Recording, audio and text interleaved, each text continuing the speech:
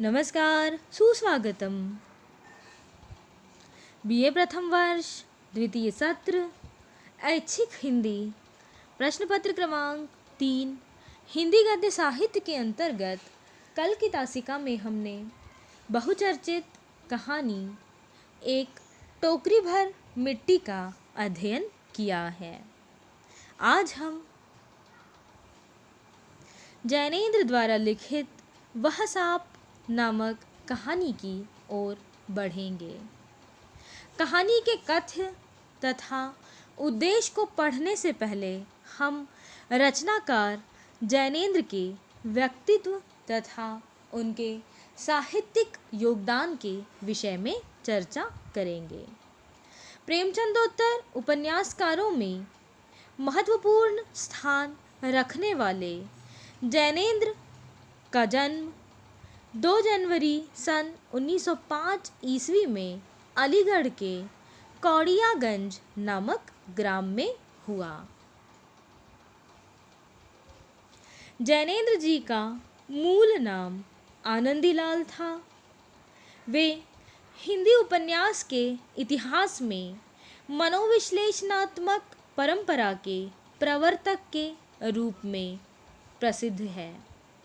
जैनेन्द्र अपने पात्रों की सामान्य गति में सूक्ष्म संकेतों की निहित खोज कर उन्हें बड़ी ही कुशलता से प्रस्तुत करते हैं।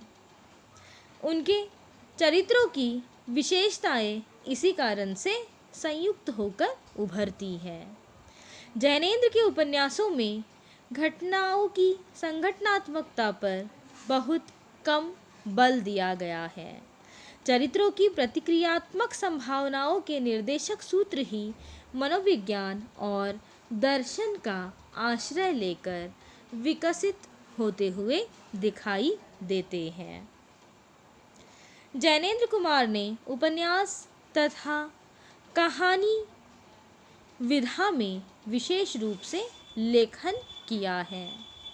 वे एक प्रसिद्ध साहित्यिक विचारक के रूप में भी अति प्रसिद्ध है।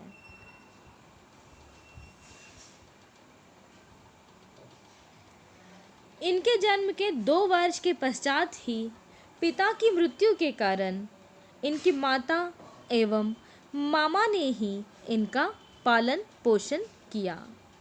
इनके मामा ने हस्तिनापुर में एक गुरुकुल की स्थापना की थी। वहीं जैनेन्द्र की प्रारंभिक शिक्षा का आरंभ हुआ। उनका नामकरण भी इसी संस्था में हुआ। सन 1912 में उन्होंने गुरुकुल छोड़ प्राइवेट रूप से मैट्रिक परीक्षा में बैठने की तैयारी हेतु वे बिजनौर आ गए।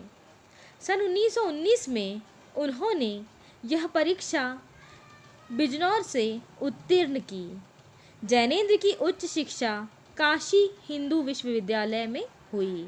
सन 1921 में उन्होंने विश्वविद्यालय की पढ़ाई छोड़ कांग्रेस के असहयोग आंदोलन में भाग लेने की इच्छा जाहिर की और अपने इसी इच्छा को पूर्ण करने की दृष्टि से वे दिल्ली आ गए।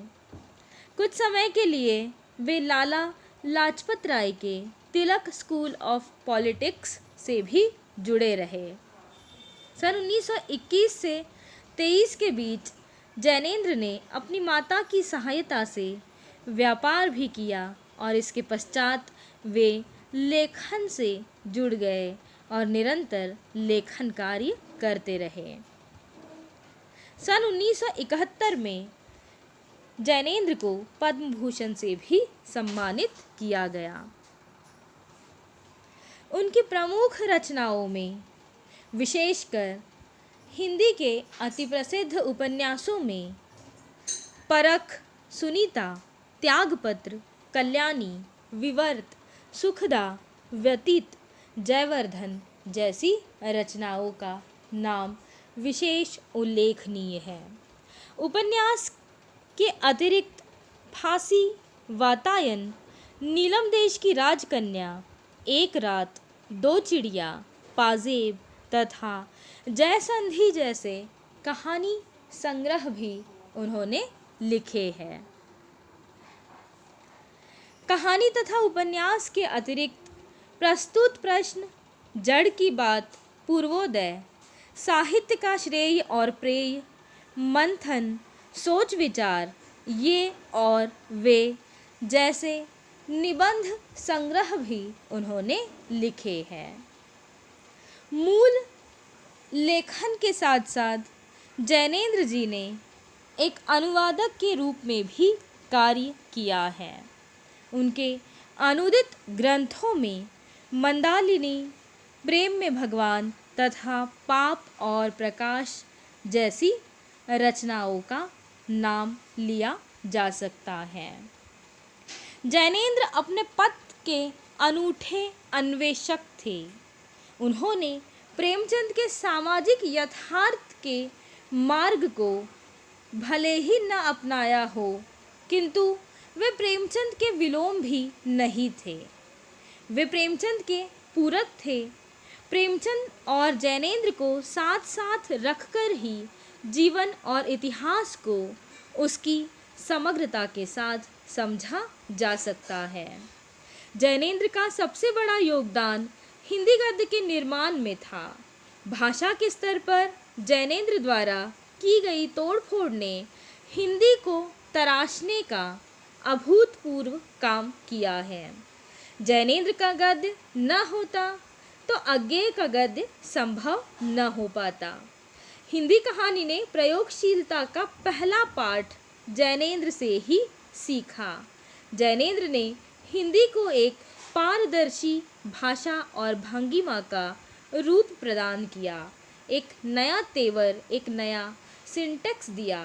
आज के हिंदी गद्य पर जैनेंद्र की अमिट छाप दिखाई देती है।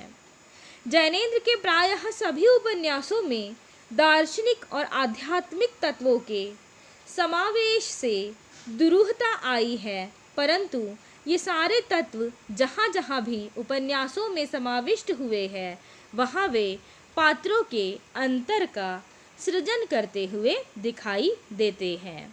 यही कारण है कि जैनेंद्र के पात्र बाह्य वातावरण और परिस्थितियों से अप्रभावित लगते हैं। उन पात्रों की प्रतिक्रियाएं और व्यवहार भी प्रायः इन्हीं गतियों के अनुरूप दिखाई देती है। ऐसे बहुमुखी प्रतिभा के धनी श्री जैनेंद्र कुमार की अतिचर्चित कहानी सांप का अध्ययन हम कल की तासिका में करेंगे। धन्यवाद।